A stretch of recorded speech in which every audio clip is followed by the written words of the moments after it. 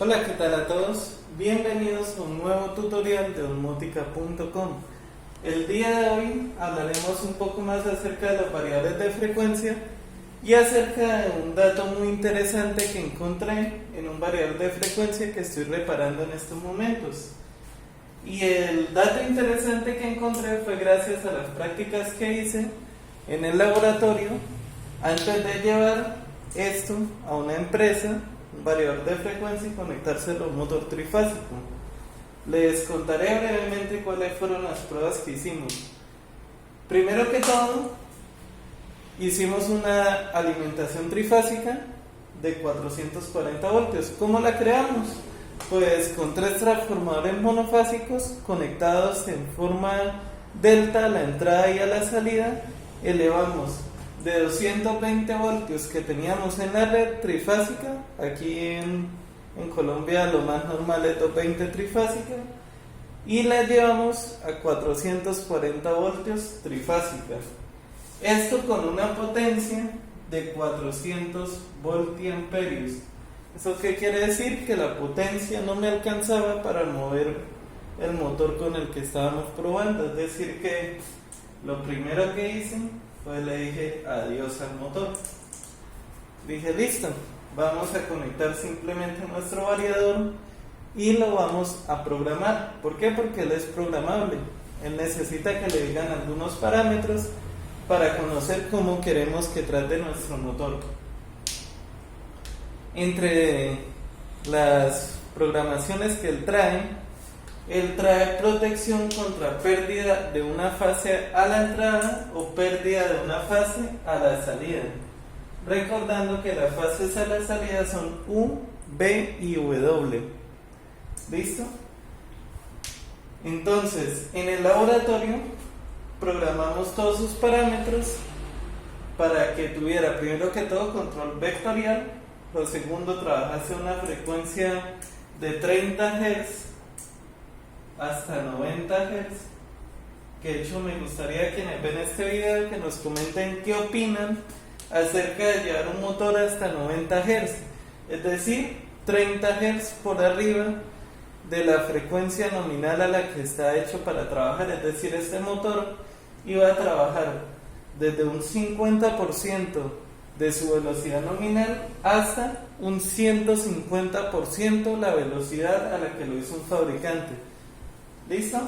Y le coloqué acá, para variar eso, un potenciómetro y un switch. El switch, ¿qué es lo que hace? Pues simplemente cuando lo oprimo, él arranca, rampa de subida, alcanza la frecuencia y con el potenciómetro varía esa frecuencia base. Control vectorial, recuerden que la frecuencia pues es una referencia a la velocidad a la que quiero llegar. ¿Listos? Hay unos parámetros que es el PR5. Les dejaré el comando en la descripción, que tiene 3 opciones en binario: 0, 1 y 2.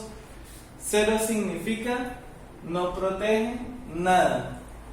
Es decir, el variador de frecuencia no le importa si le falta una fase a la entrada o a la salida, de momento no se va a proteger. En la opción 1 protege las entradas y en la opción 2 protege las salidas. Entonces yo dije listo, estamos en un laboratorio, no tenemos carga en el motor, vamos a comenzar mirando qué valor por defecto tiene este parámetro. Estaba en 0, no protege nada. Efectivamente pasé el switch y nuestro variador de frecuencia pues comienza a intentar buscar una frecuencia a la que ande el motor, pero no la va a encontrar. Es decir, que va a estar variando entre 0, 90 Hz, 50, 30, 20. Va a empezar a arrojar valores aleatorios y va a encontrar que no existe ningún motor conectado, pero el variador va a encender y va a hacer su función. Entonces volví, lo apagué, fui al parámetro y le dije protéjame las entradas. Obviamente él tiene la trifásica 440, lo encendí y pues empezó a funcionar normal. Entonces dije listo, retiremos la 440 y vamos a quitarle la fase R. Entonces le quité la fase R, volví a energicé y volví y pasé el switch. Vaya sorpresa mía cuando el variador siguió funcionando como si nada, no le importó, literal. Entonces dije, desenergicemos la 440, volví y conecté la R. Esta vez dije, le voy a quitar a la S, pudo que haya sido un error del fabricante, entonces quitémosle la S. Dejo solo la fase R y la fase T, es decir, está alimentado nuevamente con dos fases. Energicé, volví y pasé el switch y nuestro variador de frecuencia no se ha enterado que le hacía falta la S. Dije, pues la primera fase que no la detectasen puede haber sido un error del fabricante, pero la segunda ya marca una tendencia a que no está censando las fases a la entrada. Entonces desenergicé, volví y conecté la S y esta vez quité la T. Entonces esta vez el variador de frecuencia está conectado con R y S. Y dije, pues si es una tendencia, lo que me esperaría es que al energizar y pasar el switch el variador funcionara con normalidad. Entonces volví a energizar la 440, pasé el switch y vaya sorpresa, el variador no se ha detectado la T que le hacía falta y por tanto ha seguido funcionando como si nada. Entonces me fui con esta pregunta a la casa, obviamente volví y conecté esto y dije, ¿por qué está pasando esto? Y vaya casualidad que me llegó un variador de frecuencia para reparar. Primero que todo, antes de explicarles esto, me gustaría denotar que los variadores de frecuencia tienen en su interior capacitores. Los capacitores, cuando un variador de frecuencia está dañado o está en vacío, almacenan voltaje y voltaje muy altos. ¿Por qué? Porque si esto es 220 voltios, el voltaje pico va a estar por arriba de 220, es decir, va a estar casi llegando a los 300 voltios. Y si yo desarmo el variador, quedo expuesto a que toque y reciba una descarga de esos capacitores. Por tanto, él aquí tiene unos tornillos que hablan del positivo y negativo. Primero que todo le mido voltaje, segundo le coloco una resistencia para que descargue ese voltaje y tercero y último lo coloco en cortocircuito por algunos minutos, desenergizado obviamente, quito la red de ahí y desenergizado lo coloco en corto para que los capacitores en su interior estén descargados en su totalidad.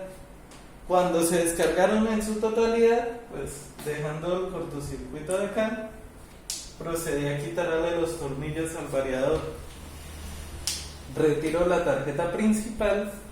La tarjeta principal pues es una tarjeta igual de grande que el variador. La vamos a dibujar así, donde aquí tiene su hornera, la cual recibe 3 fases a la entrada y 3 fases a la salida: R, S, T, U, V, W. ¿Vale? V, W son las que van hacia el motor, R, S y T son las 3 fases de entrada, es decir que nosotros sabemos que aquí tenemos 220 o 440 dependiendo del variador, y aquí tenemos nuestro motor trifásico. ¿Por qué es tan interesante lo que encontré?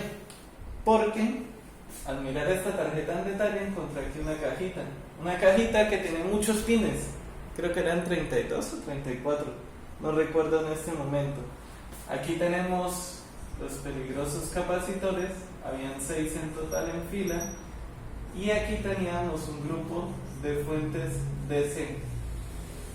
¿Cómo los identifiqué? Pues muy sencillo.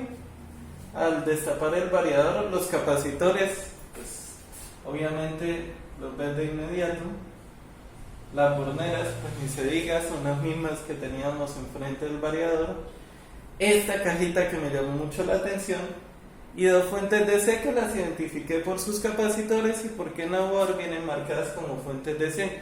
Una era de 24 voltios y la otra me daba salidas de 5 voltios, 1.2 y 3.3.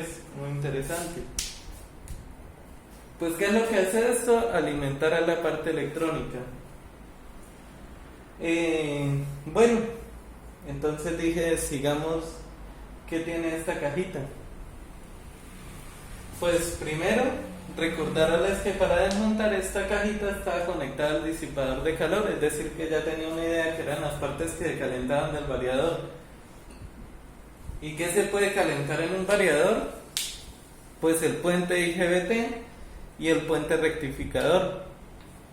Entonces dije, ok, sigamos a ver qué ocurre. Esta fase R viene y se conecta acá, esta fase S viene y se conecta acá, esta fase T viene y se conecta acá, me recibe la trifásica. Es decir, que casi que seguro hay un puente rectificador ahí adentro. Me lo confirmó el que encontrara el positivo y el negativo hacia los capacitores. Es decir, hay un puente rectificador ahí dentro de esa caja. ¿Cómo está internamente? No lo sé, no he leído el datasheet. Entonces, miré un puente que tenía adentro y dije, ok, conecto los capacitores a otro extremo desintegrado. Y me sorprendió encontrar que conectaba la U, la B y la W también. Es decir, este extraño aparato conectaba todo en su interior del variador. Parecía ser algo que es sorprendentemente complejo, ¿no? Grata sorpresa me llevé cuando le di la vuelta a la PCB y encontré la referencia. Dejaré el datasheet del fabricante en la descripción. Lo voy a dibujar aquí más grande para que lo puedan denotar. Él tiene en primera instancia una etapa de diodos. Son en total 6 diodos, así que ténganme paciencia, porque dibujar un rectificador trifásico no es exactamente lo más fácil de este mundo.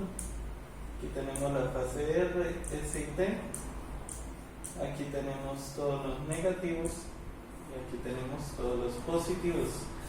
Entonces me pareció muy interesante que este aparato tenía en su interior un puente rectificador de 6 diodos.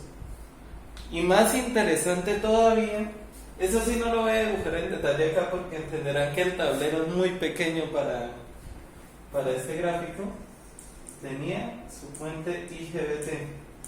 El puente IGBT, ¿qué es lo que recibe? Bueno, pues recibe un positivo, un negativo, 3 señales electrónicas de disparo y entrega las 3 señales de salida V-W.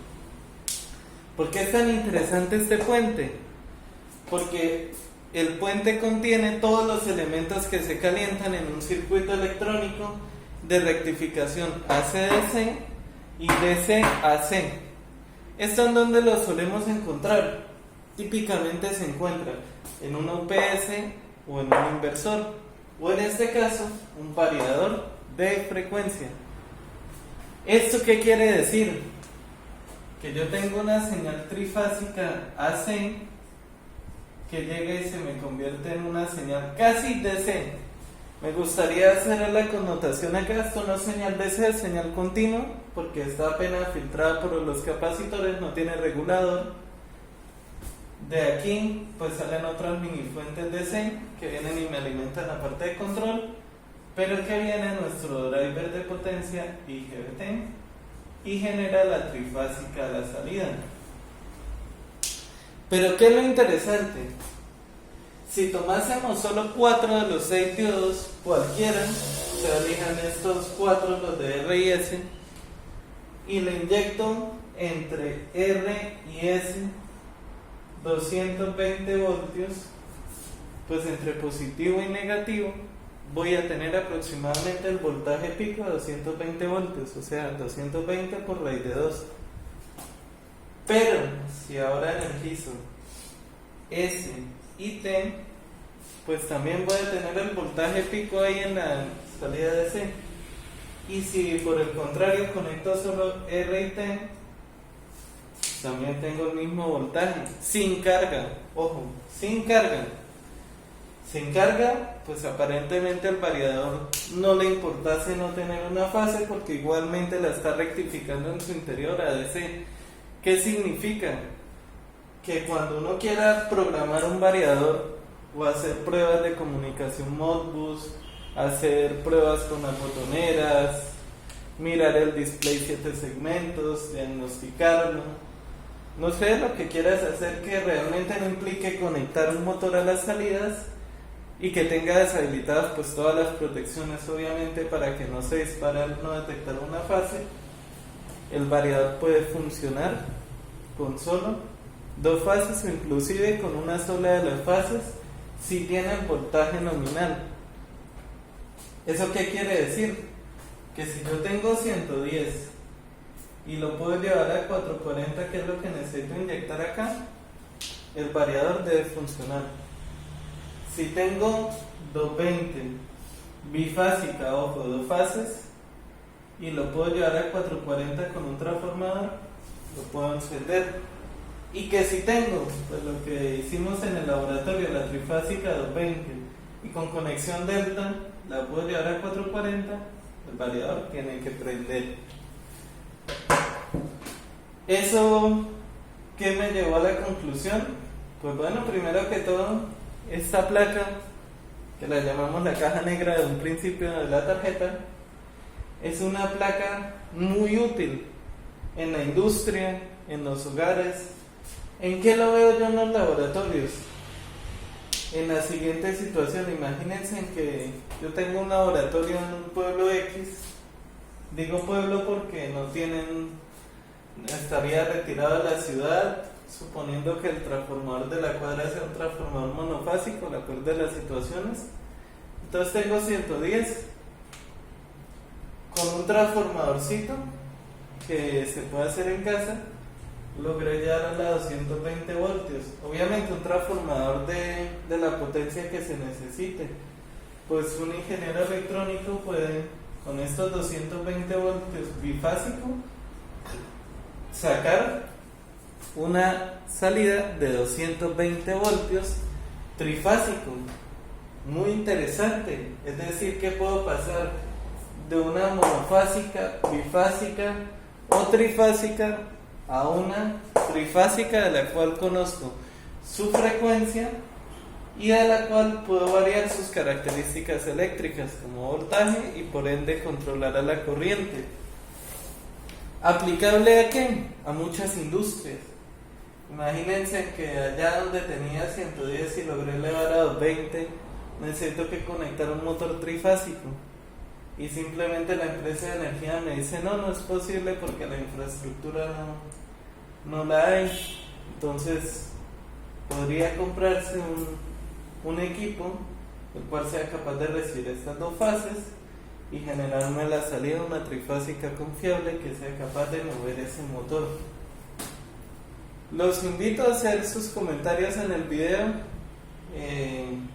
Sin lugar a dudas, la conclusión que he obtenido después de analizar un variador de frecuencia, de destaparlo, de explorar su parte electrónica, de hacer prácticas, inclusive energizado, he encontrado este hallazgo y me parece muy importante que lo debemos compartir, porque en casos como en el que estoy trabajando ahora, tener una trifásica a 440 voltios es muy difícil. Muy difícil porque no se consigue aquí a la vuelta de la esquina, no se consigue en un taller de mecánica, no se consigue en un taller de electricidad. O sea, así en el tablero de distribución. Simplemente consigues el 220. Y entonces nos llevó un tiempo definir cómo íbamos a hacer para elevar de 220 a 440 y que fuera trifásica para energizar el variador de frecuencia. Pero después de hacer a la práctica con una trifásica, pueden notar que solo con 2 fases hubiera trabajado más que bien y lo hubiera podido programar. Muchas gracias a todos por ver este video. Los espero en próximos videos. Hasta la próxima.